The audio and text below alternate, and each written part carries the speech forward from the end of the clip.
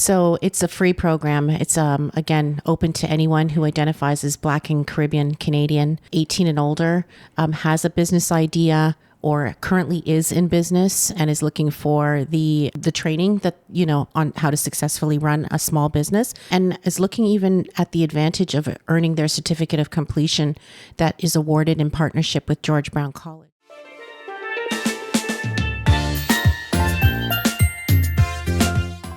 Welcome back to another episode of In We Blood, the podcast that's dedicated to help reignite an appreciation for Caribbean culture and traditions. Today, I have a very special guest with me, Michelle Lochan. Thank you so much for being here. Michelle is the general manager of the Building Black Entrepreneurs program, which is a program that's an entrepreneur training program for Black and Caribbean entrepreneurs. Her family is deeply embedded in the Carnival and Calypso community here in Toronto. Her mother worked in volunteer management and operations for the festival and for the King and Queen show as a stage manager. And her late father is the former president of the Organization of Calypso Performing Artists. Michelle, thank you so much for being here with me. My pleasure. So one of the things we were chatting about a little bit, before we were sitting down in here was that the Building Black Entrepreneurs program is really a lot of times it's people who are in the business of Carnival that go through that program to learn more about kind of how to run their business. So can you tell me a little bit about the program and then how that applies to people who are in the Carnival industry here in Toronto? Sure. So the Building Black Entrepreneurs program started officially in 2021. The Festival Management Committee, who produced the Toronto Caribbean Carnival, were successful recipients of the Government of Canada's Black Entrepreneurship Program funding.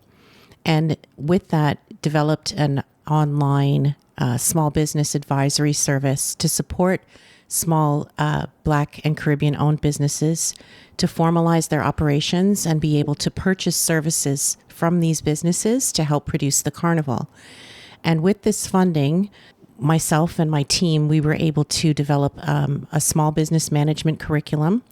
It is online based. It runs 9 months. And in that program, we teach the fundamentals of business management. So subjects like marketing, financial literacy, technology, all of the fundamentals that are necessary to manage a business anywhere in the world. And how it ties to people in the Caribbean community or the Carnival sector here especially is that is where we draw the participants from, or we see the bulk of the registration for our program from people from the Carnival network, whether they're actually building mass or, providing some kind of service that fulfills the festival, or if they're just family members who want to pursue a business dream, they come from our network. Like one of the things somebody was saying to me is that they felt like I think sometimes people kind of have the idea of mass making and kind of like the business behind that is there's not necessarily that much information, like, I guess, out there. Like, I didn't even know that this program was available and that it was very much catered to this, community, and so many people from there, like, are participating in it. So yeah, one time somebody reached out to me and they were saying, like, where do I get the funding and where do I do, like, is that something that you guys go through in the program, or like how much you can expect to pay, or like your costs and stuff like that? When I'm talking about mass specifically. Well, we do have actually 2 mass bands that are currently producing costumes or content for the Toronto Carnival Festival who have completed the Building Black Entrepreneurs program. And that's Freedom Mass Band and Costume Creators. And while they were running their businesses prior to being a part of this program, the program has helped put the pieces together in terms of how to pursue funding. One of the outcomes of the program is a pitch deck. And so we want to make sure that every business owner is able to articulate what their business is about, who they're targeting, and how to find funding, and also to have a tool to use when they're pursuing funding. So they all develop a pitch deck and have to present it, and then are able to use that to then go to banks and pitch competitions and other opportunities to source funding. So we do direct them to where sources of funding are. We are preparing them for those conversations, and then we still have an ongoing network that we have through WhatsApp, as a matter of fact, that keeps us connected and keeps us providing each other resources and information about funding opportunities. So it's quite good, and the 2 mass makers that have come through our program, I mean, they're doing quite well. they're just growing year over year. So, we can see that the business training is having an impact. So it sounds like, you're going to go through the program, but you don't get just left behind. You get to stay in this community on WhatsApp, which is really cool, because sometimes I think it's like, you might feel like, I don't know what to do now, or who do I ask for help with this? Or how does mentorship maybe play a role in this program? Is that a big part of it? Absolutely. So each of the courses, and again, there are 9 courses that participants take, are delivered by Black or Caribbean instructors, for one. So we try to keep the energy of for us, by us through the entire program and curriculum. So for 9 months, you're going through a different subject with a subject matter expert, primarily professors from Canada, who are subject matter experts, as I said, and are able to provide you real-time guidance, instruction, customize some of the content that they're teaching to provide advisory service and mentorship to participants in our program. So it's ongoing. Outside of Carnival, what are the business types that you see coming through this program? I'm seeing more now manufacturers. So we have a lot of food producers, people who are making their own food products that will eventually land in grocery stores or in retail chains. I'm seeing more technology companies coming through as well. People who have come with an idea that can change or innovate the way that we're currently doing something. So I'm seeing more technology companies. Of course, we have health and beauty as a big sector. Wellness, of course, food and beverage is a huge sector of our community. And then a lot of service-based businesses, people who are leaving employment fields, but they've seen a gap that they can fill by creating their own business or product or service to do that, and are taking the risk to, make the investment and put that out there. And then what's usually I have 2 questions. I wanted to ask kind of what's the age group that you're seeing the most in this program? And then what's kind of the age group that you're seeing mostly in this program? So this program targets 18 and older. So we range from 18 all the way up into, retirees who are now pursuing, a business idea as a part of a retirement strategy, just looking forward and to keep themselves engaged in the current labor market. So, but our starting point is for 18. We're designed to support adults and older. And I know you mentioned that it's a 9-month program, right? Correct. What are the requirements to get accepted or to be a part of this? So it's a free program. It's, again, open to anyone who identifies as Black and Caribbean Canadian, 18 and older, has a business idea or currently is in business and is looking for the training that, on how to successfully run a small business, and is looking even at the advantage of earning their certificate of completion that is awarded in partnership with George Brown College. So that actually helps a lot of people fulfill a post-secondary dream that they may not have had the opportunity to at a younger age. And so, that's a big achievement for everyone. And then what's the time commitment on this on a weekly basis? So the class is delivered 4 nights a week, but you have the option to choose one of those nights that's convenient for you. And it's a 2-hour program that we're asking you to commit to. So 2 hours a week of dedicated online instruction. Of course, there's excellent support materials. And then we have our WhatsApp group, which is quite active as well. Oh, that's so cool. I remember before we were chatting, you were talking about mixed business models, particularly I think it was as it relates to Carnival, or was it just the FMC? But I would love for you to kind of explain that a little bit further. Sure. So what I was referring to is what's called a social enterprise. And for businesses that are registered as a not-for-profit organization, typically their key sources of funding are grants, public funding, sponsorship, donations. With a social enterprise model, a not-for-profit organization can start a business, a for-profit business that is strictly directing profits back into the not-for-profit model. So you're still providing a free service, which means not-for-profit. You're still providing some type of service to the community that you serve, typically for free, and now are able to provide a product or service for fee where you can charge and use those profits to come back into your business to help fund your service, staffing, growth if you're looking to expand the company or the organization as well. And so previously I had talked about that. Well, how does that apply to Carnival? And well, the Carnival or the FMC is a not-for-profit organization. So the key mandate of this organization is to deliver, through the Toronto Carnival, is to deliver a free community event, free to the community. And so how do you make money off of that when you see this event growing year over year? Well, by adopting some for-profit business models might be the most effective way. And we're seeing things like the new merchandise lines that are coming out with Toronto Carnival, tickets to exclusive seating at the festival, VIP, gated seating, etc., and other mechanisms that they're rolling out right now to generate profit to support the festival.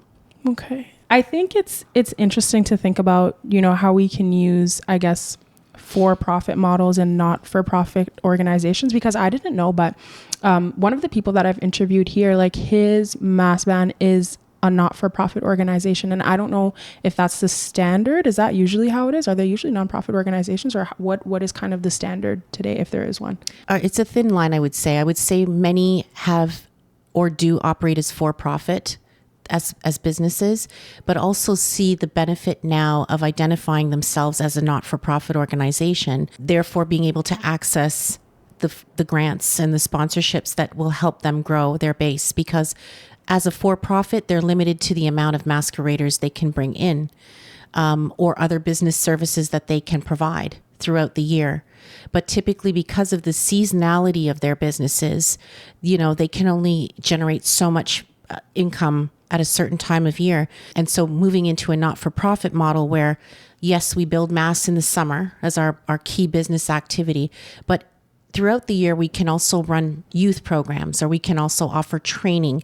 One band leader, Will Morton, for example, I believe is an electrician by trade or a welder by trade, and so therefore could provide skills development to youth and access funding that can help support that programming, but also build a training base of people who can essentially help him build mass later on when he's producing mass. So there's a whole cyclical effect there, where your for-profit can benefit from a not-for-profit registration. So some are for-profit. And I would love to kind of hear a little bit more about, I guess, your outtake on like the way that you're seeing carnival businesses being run today, and what changes you would make, maybe other than the social enterprise, like what changes you would make and things that you're seeing happening today. Well, as we're seeing for sure, one big trend is that carnival is becoming a tourist product for many small cities.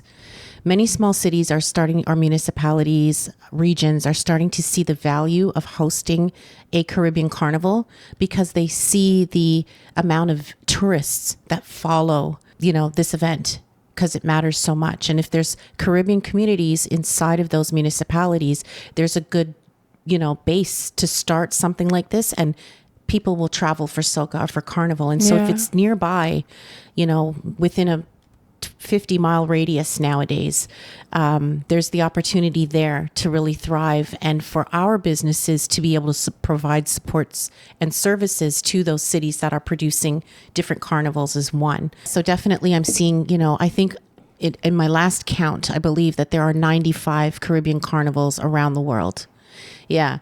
And Toronto, of course, being number 2 in terms of size and impact, but primarily attendance. That's actually huge. That is huge. It is huge. And in different ways of measuring it, we're actually number 1 around the world. What measurement is Toronto number 1? Because people would be very vexed if they heard that. I can already imagine people being like, well, in terms of brand, yeah, absolutely.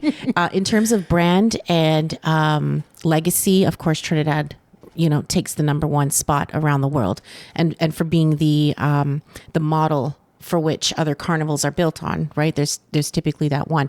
But in terms of attracting people to the event or to the carnival, Toronto remains number 1 in terms of people actually coming in to visit. So it can be a bit controversial, but less people actually come from international ports to Trinidad for carnival. Though it is over 1 million people in attendance, it's primarily the population of the country that's attending the festival versus visitors. Whereas here in Toronto, we do know that, a significant amount of people are actually traveling here from international locations across Canada, across the province, and throughout the GTA to Toronto to participate. So with that being said, at the same time, I'm also seeing, as I mentioned, carnivals popping up all over the world, about 95 of them at last count. And each year, new municipalities are expanding and including a festival because they see the draw of how many people will come out to support an event like this. My Nana recently moved to Calgary, and my dad sent her something that they have some Caribbean Carnival out there too. That's right. Yeah, I think it's called Cara Fest out in Calgary, if I'm not mistaken. Yeah. So, Edmonton. Yeah. Everywhere. It's interesting to see how these carnivals are popping up everywhere, and then I think it kind of brings up the argument of people saying, well, are these all authentic Caribbean carnivals, or is this just capitalism? I know you're saying it's a good tourism products, but when we look at it as from a cultural lens, I know this is a business episode, but when we look at it as a cultural lens and we see all these carnivals popping up everywhere, kind of what are your thoughts in that way? I think if they're founded and organized by Caribbean people in those communities, then they're authentic. And they shouldn't be questioned about the dollar value. It's our community coming together using what we have and our resources to create awareness in the communities that we're now expanding out into. Earn money for ourselves off of something that we have and own collectively. Yeah, it's authentic if it's coming from us. Yeah. So can you just tell me a little bit more, I guess, about the statistics of BBEP and kind of what you guys have been able to achieve so far? Sure. So we launched the online academic curriculum in 2022. We've graduated 2 classes now, the class of 2022, 2023, who have completed the full 9-month curriculum. And all of the participants have developed a pitch deck, so are able to articulate their business model and vie or compete for business funding. We've also been able to support over 400 small businesses to date with events through mentorship and through unique opportunity that we've created with the Toronto Caribbean Carnival for the marketplace and providing discounts to small businesses or brand new businesses through our program to get, the first, to get a real taste of the big stage, if you will, and to participate in the largest, I would say, Black and Caribbean marketplace in North America with their brands and really get themselves out there. So quite proud of that. We've also gone on to include or develop over $2 million just from small businesses in our program, $2 million to impact, the economy since 2022. And we'll have an update on that even for 2023. So it'll be even more dollars that our businesses have contributed. That's awesome. And what business sector would you say out of all of those is kind of generating the most revenue, I guess, if you know? For sure. I think it's, of course, the mass makers and the mass bands, of course, I think are the leaders in terms of revenue generators because they're contributing to the carnival itself. But then I'd say second is food and beverage. We are, excellent in that sector as a community, as a culture. And so, just even beyond the festival, many of our vendors have gone on to participate in, what are they called? Rib fests and huge stages where their food is being featured. So quite proud of that. That's awesome. Yeah. Would you say that the business of Carnival and mass making, is that a profitable business? The reason why I ask you this, when I spoke to Mr. Louis Saldina, he was telling me he was being really transparent with the expenses with his band. And he was like, before I even turned the key to my mass band, I'm liable for $100,000. And he was saying some of the expenses. So he would say, sometimes people complain about the cost of costumes and stuff like that. But it's like, these are the costs for me to run my business and I want to maintain my margins, right? So that's why I'm asking, is the mass business profitable business? Is it a risky business? Like, what is kind of the business landscape of making masks? It's a sensitive answer, but I believe that it's depending on how you look at masks. If you're only looking at it seasonally, then I will say probably not. It is probably not a profitable business. If you're looking at the opportunities that exist year round, and including, as I mentioned, that there are 95 other carnivals around the world who need content and costumes and suppliers to produce a festival, then yes, absolutely, because I am seeing local mass bands who understand that and who are expanding their services year round to make it a profitable business. So what could that look like when you're talking about like other people need production and stuff like that? What would that look like? Designing for other carnivals, production, if you have your own facility where you can manufacture. It also includes sewing services, costume design services. It also includes welding services that are still available year round. So again, not just only focused on supplying carnivals, but other businesses that might be looking for those types of services. Oh, as well. I never even thought about that. Yeah. Like looking outside of just like the Correct. carnival industry and looking at, okay, well, we have this facility, like let's maybe rent this out, or like those kinds of things. Correct. Or that, there are production companies that produce costumes for their theater productions and bidding on contracts to produce that type of costuming, welding of stage sets. I went to OCAD. I went to visit OCAD, and I walked through the School of Industrial Design and Arts and Culture, and I thought, you know what, this is the ideal mass camp, the ideal production facility. Everything is here. The young minds are here to design and contribute. Those who want to construct and thrive in their art, they're here. Industrial design space, tools, everything are there. And so I'm saying that to say that if we can look at our mass as more than just seasonal and how we can expand into other sectors, I think we could have the potential to be profitable. Yeah. Okay. That's interesting. And that's good to hear because sometimes I guess the sentiment that I hear sometimes is that it's either like, it can be really profitable when I talk to section leaders, like you can make money. But when I talk to band leaders, I hear a little bit more about like the expenses that comes with running a band and being a part of Carnival. So it's kind of good to get, I guess, more business insight, because it is something that a lot of people want to participate in, but they don't really know, I guess, how to engage in that in a way that makes sense, right? And do you mean from a masquerader's perspective? No, or I mean costume building? from like a cost, like, okay, so I know some people who are talking about they want to have a section and they don't really know maybe what to do, or they don't know kind of like the business behind that, and they just kind of feel like it's gate kept, right? That's the reality of it. I don't know as many people that say that they want to be band leaders, but when I do talk to band leaders, that's kind of like the sentiment that I'm hearing. I'm hearing the expenses. Yeah. I'm hearing the expenses. Yeah, absolutely. Because they take on the bulk of the liability for a production. Anything happens to anyone, someone has to stand for that. And so it's usually the band leader with the section leader. Of course, there is that responsibility too, keeping good books, understanding how to make money so you can produce masks again next year. So this is why that business component matters. I think mentorship and, volunteering would be a great place to start as well, too, to understand the full scope of how things go before just assuming I can just be jumping a section into leader. it. Yeah. There has to be some transmission of the skill, Yeah. I think, first. Yeah. And that's something that a couple people were saying. Even when I spoke to Mahea, she was saying so I guess when we're thinking about businesses more generally, not just carnival business, because there's a lot of people in the Caribbean community, I find we're very like an entrepreneurial community.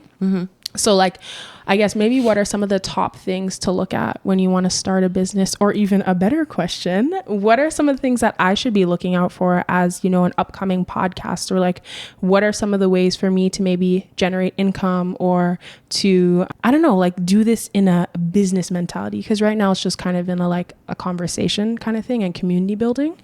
Is that something you're aspiring to turn this into a business? I'm not sure what I want to do. I think sometimes I think of it I just want it to be almost like a funnel that, I don't know, it gets people to see me and my work and then say oh, I know this girl, she has the podcast, let's hire her to do XYZ. So sometimes I think about it like that, but then other times I think about it like, maybe I should find a way to generate income from the podcast. Like, why not? I'm already doing it. It already has traction behind it, but it's like my business brain doesn't really exist like that. It's like I need that kind of mentorship, I guess. So I would kind of love to have like your feedback or your thoughts on what you would do if you were looking to maybe make money from podcasting. You know, first of all, I commend you for taking the risk and doing this and putting yourself out there. That's a big step. And then to see the base of followers growing, that's a good sign. And that's market research. Knowing that more and more people are interested in what you have and what you're doing, just based on the growth in numbers of followers, is another good step. So I was saying that, yes, I commend you for that. And that the growth in followers is also a good sign. And that's market research. And that's what you want to know before you actually make money or invest money in a business, is there anyone paying attention to my product or service? Have I gotten feedback that there's a need for this in the market? And if you're also starting to acquire expenses, if it's starting to cost you money to produce, that's when you're like, okay, now I need a revenue model to support this. Unless this is a passion project that you are self-funding and you're not driven by money for it at all, then that shouldn't be an issue. But first of all, the gumption to start the idea, the traction in seeing the business or people following it. And then once you start to see that you have to spend money, that's when you really decide, okay, I think I need some business training. Yeah. And that's what our program's doing. It's really transitioning people from the employee mind state, working for someone else, and that's the only way I can earn income, to really understanding what does it mean to run a business, not just what is a social media class. Yeah. It's really about developing the mindset and the fundamentals. I might have to join. We'd love to have you. I might have to, because the program already started in January. And that's kind of what I was thinking about as we were speaking. I was like, I probably need to enroll, because again, like I said, I feel like my business mindset is not develops, but like I'm taking on entrepreneurial things, but it's like I don't have the entrepreneurial foundation. I'm just vibesing it, like many people are they're doing a kind of a side hustle type way. I just want to make a little extra money, but if they were able to formalize it and see the potential for growth, then it would take a different position or priority in their life and training. But this program, again, is designed to we can't be the be all end all in business management, but we are the launching pad and the starting point for many people. We're meeting people where they are today. So we have a wide range of learners. And we're also talking about business from the context of how it's working in modern time here in Canada, talking about innovation and technology and all of the things that are evolving business. We are discussing that with our community, not just old school fundamentals. We're bringing everyone up to the times with really how to do this. What are some of the mindset blocks that you kind of see with people maybe shifting from employee mindset to business owner mindset? Time constraints for one. They're stuck in the 9-to-5 model. Okay. And then not recognizing necessarily that as an entrepreneur now it's you all 24/7. So you're either sleeping on your business or you're up working. So getting past that is one thing. Also being able to advocate for yourself. When you're an employee, your employer tells you what you can and can't do, what your limits are, etc. But now when you're the employer or the business owner, you have to go step up to the bank and say, listen, I need you to evaluate my credentials properly and give me a full evaluation so I can get funding. To grow this business, you have to also stand up for your employees, and make hard decisions when it comes to hiring people, especially if you've hired all your friends and family and none of them can understand how to run your business and it's costing you, making tough decisions as well. The biggest thing, of course, is about how do I get money? People just think, it's limited to me working or to the little sales that I might be generating here and there. But how do I grow this business to actually make money? And seeing that maybe avenues we don't typically look at, like loans. We've always kind of been like, a loan is a bad word. But if it's going to help you achieve something to the point where you're going to be able to make sales to pay that loan back and grow, then I'd say make that, really assess that business decision. And not be afraid to tackle something like that with good sense and advice. Yeah. Nice. Yeah. I think that's cool. Like even just hearing that, it kind of helps to shift my brain a little bit. Good. So Yeah, I'm definitely looking forward to enrolling. Awesome. Thank you. No, because I think I think there's value in learning, just the foundation of business, regardless of if you think you want to do the entrepreneurship thing like all the way, or maybe you just want to maybe do like a proper side hustle. I think sometimes people can get stuck in like the side hustle, but not necessarily scaling it. Like some of the people that I used to work for were real estate developers, and they would always talk about like a lot of people get stuck in like the side hustle mentality, but they don't think about building that business up to be greater than whatever it is that they're doing, and then make that their main hustle, right? Exactly. And it comes back down to, I think, time. Once you start to see more people demanding your time, that's when you're starting to recognize, okay, I have a growing business here, and I need to do something to manage it, or else it's going to kind of run ahead of me, or I'm going to burn out and not be able to continue to fulfill, all the orders or interests that's in my business. So learning how to set up a system, because a lot of entrepreneurs actually are not business people. Yeah. They may be chefs, or they're artists, or they are passionate about health and wellness. They're not business people, but taking the time to understand the fundamentals behind that, setting up a system that will work for you so that you're actually working and doing what you love makes sense. Yeah. So that you focus your time on like, I guess the things that really move the needle. Correct. In the business. Correct. And then like all the other like menial or whatever stuff is handled, I guess. Correct. Nice. Exactly. That's interesting and cool to hear. But also, I think we also have to consider that you have to get to a certain point in your business before you can, I guess, delegate or maybe like systematize certain things, because there's going to be expenses that come with that, and you might not be generating the income to cover that yet. Exactly. And it might not be time to take the loan yet because you're not making that income. I think even just having this conversation is helping my brain to shift very, very quickly, actually. Wonderful. Yeah. So I'm excited to see what you guys have inside the program. Oh, thank you. Thank you. Again, it's a very safe space for Black and Caribbean entrepreneurs. We speak the way we speak. We're comfortable talking, the way we like to talk and saying things and speaking out against even racism and colonialist ideas and things like that, in context. We don't go too far away from, business development because it's a tight program. 4 weeks of marketing is a lot to squeeze in, but we are determined to get you in that mindset. And the way the program's delivered, course after course after course, you don't really get a chance to back away from that mindset development. It's like what do they call it? Like high intensity training workout? Correct. Like, yep. Yeah. But then by the time you're done, and then you still have the community behind you to assist. And I think it sounds great. Like, I have a podcast. Yes. Would you know that it's time to scale your business? Definitely when it's becoming too much for you to handle. That's when you need to evaluate, okay, how do I grow this? I actually have something here that has, someone's paying attention to me and would like to advertise on my podcast now, for example. So when you start to see that the demand for your service is growing past the time that you have available, that's when you have to make a decision and say, I have something substantial here. People are interested and want to put money into this, either want to buy a product or service, want to come on and pay you money to do advertising of their businesses or what have you. And recognizing you have something to pitch to an investor to say, you know what, with $500 or $1,000, I'm able to grow this business and purchase this and be able to make this much amount of money. I'll be able to pay you back your investment, or you can remain an investor with me as we grow.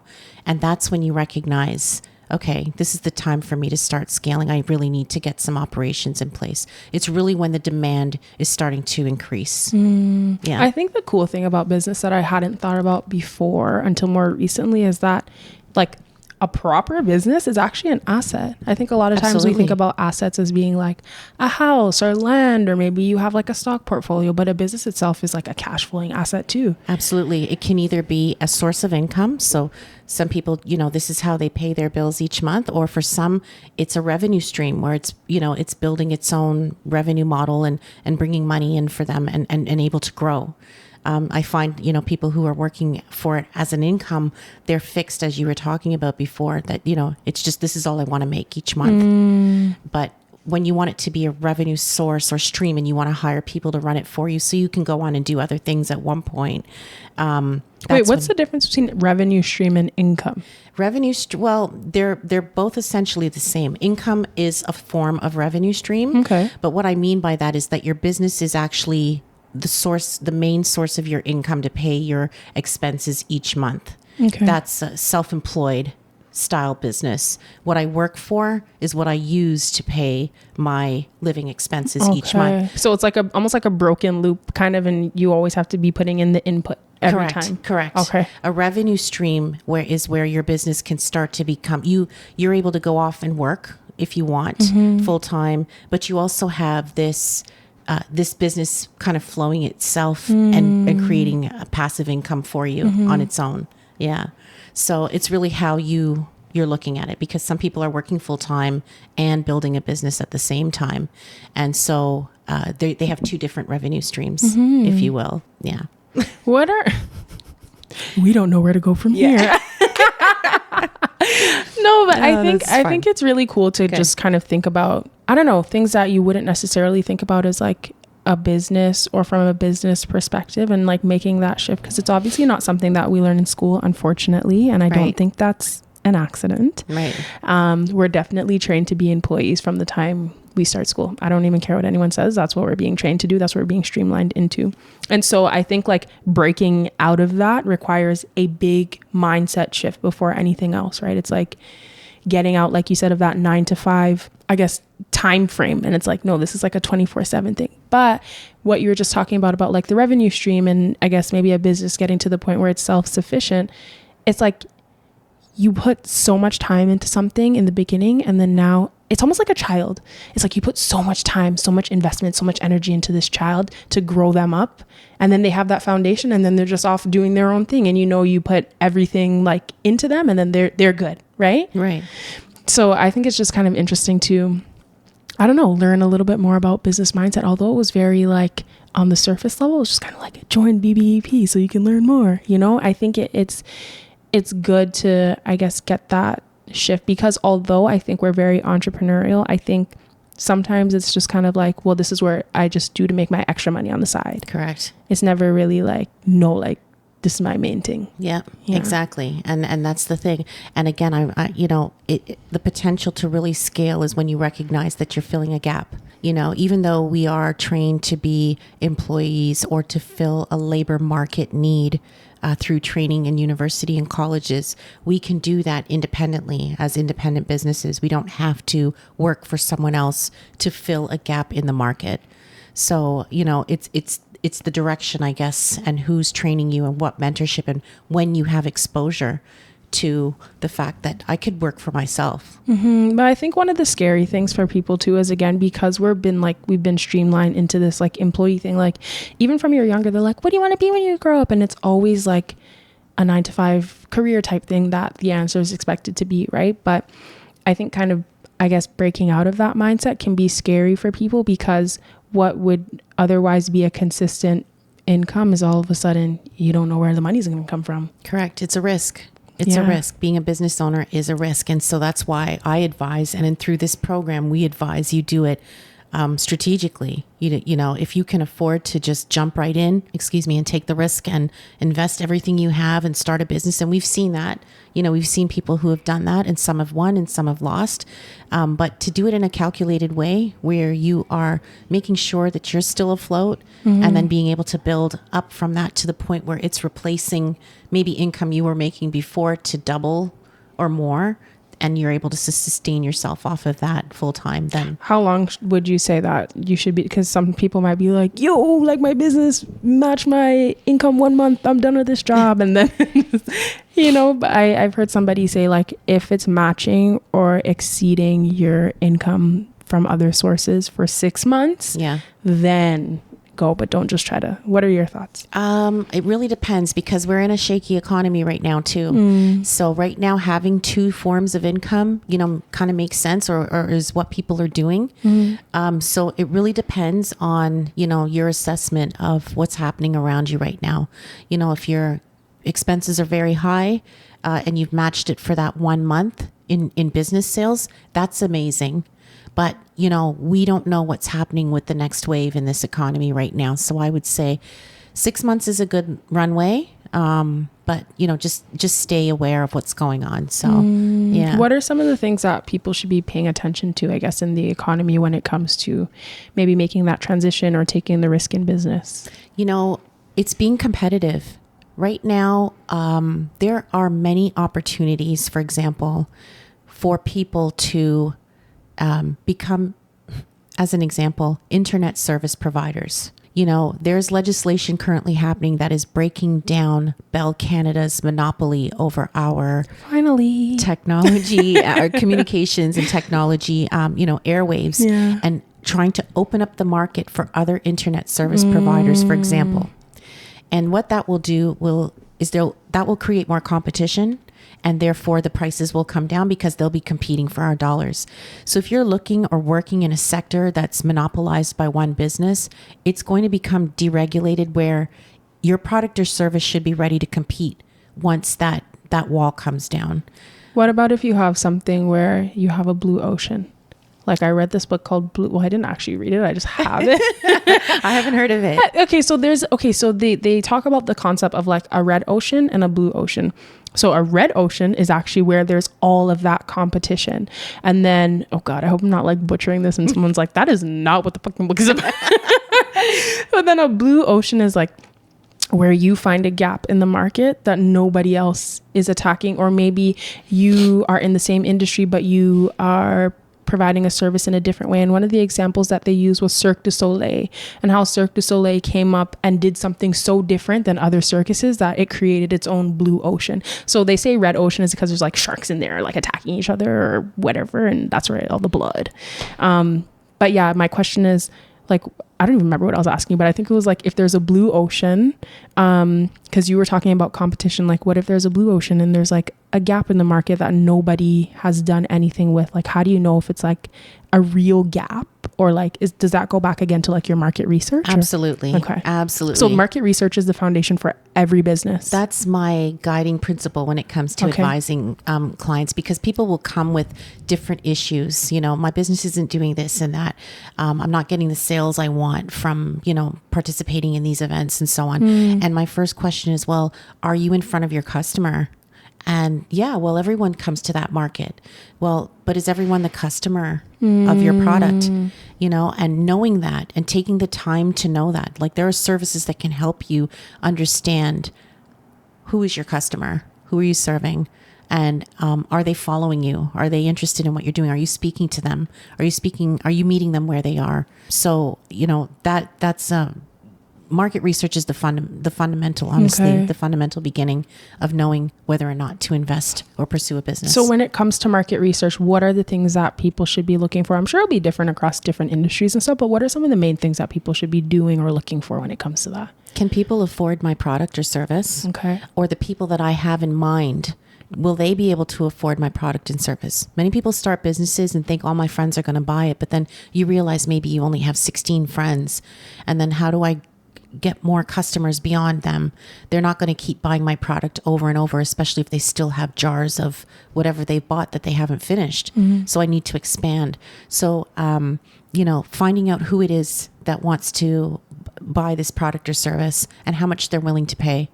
Those things are hard for people to ask. Those kinds of conversations, I find people are kind of afraid to ask those questions. I don't know if you remember something called a mystery shopper. Yeah. A mystery shopper used to come in. I used to work retail years Me too, ago. yeah. Okay. H&M. Okay. I worked at this store called Jacob. Oh yeah. Do you know my Jacob? Nana used to shop there, actually. Your Nana used to shop there. No, my parents had me when they're 16. Okay. So my Nana's young. Okay, good. Wonderful. Because Jacob was trendy and cool. Yeah. So you had some cool grandma. Yeah. That's great. But I used to work there, and they every maybe 6 months or so, this mystery shopper would show up, and this person would come in and pretend they were buying stuff, and wanted to check pricing and checked out everything, and we'd get this report back in our staff meetings, about, the mystery shopper was here, and they saw these things, and they did all this research and told us what we can do to improve, it's sales like and so there on. was no one there to help them or to Correct. greet them. Correct. Yeah. So those are things, and we can be mystery shoppers with businesses that are doing things right in our space. We should be able to call or ask questions or visit their websites and see what they're doing that can help us improve our business, or learn, as you mentioned before, what not to do. That's something that my friend did actually that I thought was really, really smart. When she first started out in her DJing career, she would go to she was trying to figure out her pricing. She would go to other DJs for like, I guess, gigs that she was getting invited to. She would be like, hey, like I'm having this, whatever. Like, what's your budget? Or like, how much would you charge for this, actually? Because she was going to the DJs and they would give her price. And then she would start to figure out, okay, like this is the price range that people are charging for this kind of thing. And that's how she was able to figure out her pricing. So I guess she was a mystery shopper. Correct. In that way too. Correct. That was market research. Okay. Right. And that's what we need to be doing, and in any instance, we have to ask those questions, what do you like about this product? How do you find the price point? And what, if you had to pick a product that was comparable to mine, what would it be? And then start looking at that comparative product and then starting to see how they're marketing and what are things that I can kind of mimic or what are things I want to avoid. Okay. So before you just jump right into it. Yeah. Do absolutely. the research. Yeah, and that first. can only take 6 weeks even. Okay. If you're structured and you put together a good plan or don't know how, getting some help on what are the things I should learn in the first 6 weeks before I go any further with this business decision. Before you even make a business plan, you're doing market research. Oh, absolutely. Okay. Absolutely. Is there any interest for this? Okay. And there's even a simple tool called the Business Model Canvas. Okay. It's a 1-page document that you kind of outline, this is what I think this business is going to look like in a dream world and so on. And from that point, you start asking people those types of questions that relate to it to find out if your idea really makes sense. Like what, for example? Where should I market this product? Would you expect to find my product for sale on TV? Or would you only look for it on social media? Would you expect to find my product in a store? Those types of things. Other questions would be, how can I make money off of this product? For example, a podcast, you can probably make money from advertising, maybe subscriptions, other mechanisms that you might be able to draw money on. So it's going to ask, you're going to just put forward what you think as your best idea as to how this business will work. And then it will ask you to ask questions of people that you want to potentially have as customers. How would you say social media has changed or impacted the business landscape today? It's done a lot for business because, for one, it's made creating a web or online presence easy and free. Yeah. So a lot of people I work with, feel that they have challenges creating a website because they don't have those skills and maybe don't necessarily have their funds to start a website. So social media is a great place. And I always recommend that as one way to get an online presence. It also allows you to bring your content to life. It almost allows you to create commercials, right from your home, to say what you want to say and to test your product market. Is this speaking to who I think it should be speaking to? Or see and then track who actually is paying attention or engaging. But it's a wonderful tool. It is, you have to learn how to use it, of course, properly. But yeah, I think it's interesting to know that like the foundation for every business is market research. I hope that helps a lot of people, because I think sometimes it's just like, yeah, I'm going to go do this, or I'm scared, I'm not going to do anything. But it's like, you might not realize when you do the market research, you have like a proper, I guess, audience. Correct. Or people who are willing, or maybe there's absolutely no one who's interested in whatever you have to offer. Correct. And I guess it helps you to make informed decisions. That's the bottom line. Yeah. That is the bottom line. With data, you will be able to find out what should my next step be, especially before you spend money. Yeah. And I'm excited to see how, I guess, people will maybe use that market research information to make those informed decisions on these like Caribbean businesses or whatever business ideas that they're interested in. I think a lot of times we don't really see that kind of like representation in our community, where it's like we have these free programs to go and use. I was speaking to Chef Karima on a previous episode. She said there was this program that was a fantastic program that helped to really launch pad her into her entrepreneurship journey. So I would hope that the future people who go through the program that you guys are offering would be able to have that same sort of launchpad effect too. Absolutely. We most of the people who come to our program are through referrals from people who have completed it or who have engaged. So we haven't had to spend a lot in marketing. That's awesome. Yeah. We, when registration opens, we're pretty much at capacity. And again, from word of mouth and referrals, we've realized are our biggest sources of marketing. So. And where can people find you guys if they want to join or check more out? Sure. We're at BBEP.ca. So pretty simple and straightforward. Building Black Entrepreneurs, but BBEP.ca. Yeah. Thank you so much for this little mentorship. Pleasure. Well, it wasn't little, but thank you for the mentorship chat and all the information. I think, again, like the key part was market research. Absolutely. Let that be the word for this episode. The importance of market research and business foundation skills. Exactly. Yeah. I don't know if there's any last words that you want to share with the community or anything like that, but I just want to, encourage our community. Back in 2007, when I started my career in economic development, I was researching how many Black businesses are there in Canada, because that's my passion. Yeah. And there were probably 800 across Canada that were registered and, that I could find. In, I think it was 2021 census or maybe 2016, there were now 66,000 Black owned businesses in Canada. Yeah.